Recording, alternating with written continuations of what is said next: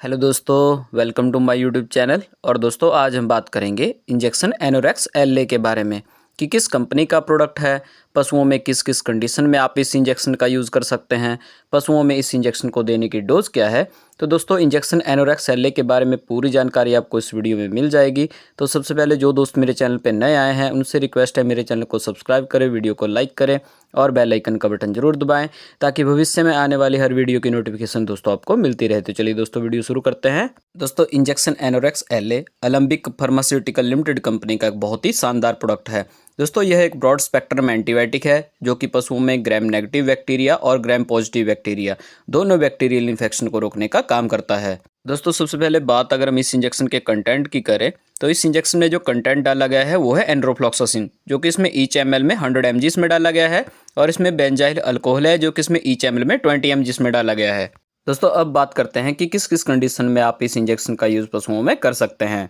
दोस्तों पशुओं में किसी भी तरह की बैक्टीरियल इन्फेक्शन की स्थिति में आप इस इंजेक्शन का यूज चॉइस ड्रग के रूप में पशु में कर सकते हैं। दोस्तों बैक्टीरियल इन्फेक्शन की स्थिति में मुख्य रूप से अगर पशु में रिस्पायरेटरी ट्रैक्ट का अगर इन्फेक्शन हुआ है, जिसमें कि पशु को न्यूमोनिया की स्थिति पशु में हुई है या ब्रोंको न्यूमोनिया का केस पशु में हुआ है, तो दोस्तों इन बीमारियों में पशु में होता क्या है कि पशु सांस लेने में दिक्कत करता है, पशु में नेजल डिस्चार्ज की समस्या आती है, पशु में हाई टेम्परेचर होता है। तो अगर इस तरह की समस्या पशु में है तो उस कंडीशन में चॉइस ड्रग के रूप में आप इस इंजेक्शन का यूज पशु में कर सकते हैं। दोस्तों आरटीआई इन्फेक्शन में इसके अलावा अगर पशु में ड्रेंचिंग न्यूमोनिया का अगर केस हुआ है, जो कि पशु में गलत तरीके से दवाई पिलाने की वजह से पशु में हो जाता है, तो दोस्तों इस स्थिति में पशु में बहुत हाई टेम्परेचर की समस्या हमें देखने को मिलती है, पशु खाना पीना बंद कर देता है, पशु में नेजल डिस्चार्ज की समस्या होती है। तो अगर इस तरह की समस्या पशु में है तो उस कंडीशन में भी चॉइस ड्रग के रूप में आप इस इंजेक्शन का यूज पशु में कर सकते हैं। इसके अलावा दोस्तों अगर पशु में हेमोरेजिक सेप्टिसिमिया नाम की अगर बीमारी हो गई है, जिसको हम गलघोटू रोग भी कहते हैं, तो दोस्तों इस बीमारी में पशु के गले में हैवी स्वेलिंग हो जाती है, पशु को सांस लेने में दिक्कत आती है, पशु खाना पीना अपना बिल्कुल बंद कर देता है।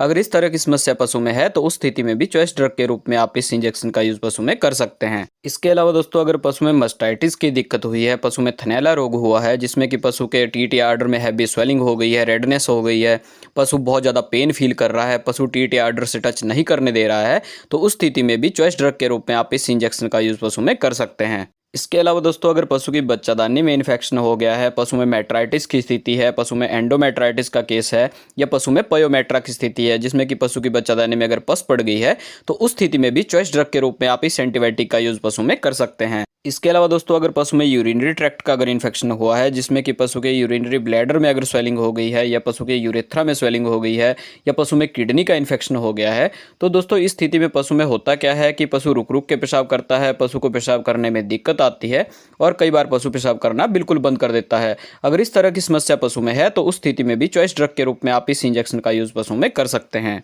दोस्तों अब बात अगर हम इस इंजेक्शन की पशुओं में रूट की करें तो इंट्रामस्कुलर, सबकट और इंट्रावीनस तीनों रूट से आप इस इंजेक्शन का यूज पशु में कर सकते हैं। इसके अलावा दोस्तों इस इंजेक्शन की अगर डोज की अगर हम बात करें तो दोस्तों बड़े जानवरों में रूमिनेंट एनिमल में गाय भैंस के केस में 400 kg बॉडी वेट के ऊपर 30 ml के हिसाब से आप इस इंजेक्शन का यूज पशु में कर सकते हैं। इसके अलावा दोस्तों एक बात का और आपने ध्यान रखना है कि एनोरेक्स एल एक लॉन्ग एक्टिंग एंटीबायोटिक है, जो कि पशु में अल्टरनेट डेज पे ही यूज होता है। जैसे आज आपने इस इंजेक्शन का यूज पशु में किया तो आप थर्ड डे ही इस इंजेक्शन को पशु में रिपीट कर सकते हैं। दोस्तों इंजेक्शन एनोरेक्स एल का यूज आप पोल्ट्री के केस में किसी भी बैक्टीरियल इन्फेक्शन की स्थिति में चॉइस ड्रग के रूप में कर सकते हैं। दोस्तों इंजेक्शन एनोरेक्स एल एक प्रेगनेंसी सेफ इंजेक्शन है और गाभिन पशुओं में भी आप इस इंजेक्शन का यूज कर सकते हैं। तो आई होप दोस्तों कि आपको मेरी ये जानकारी पसंद आई होगी। मिलते हैं दोस्तों अगली वीडियो में नए टॉपिक और उसकी फुल इन्फॉर्मेशन के साथ।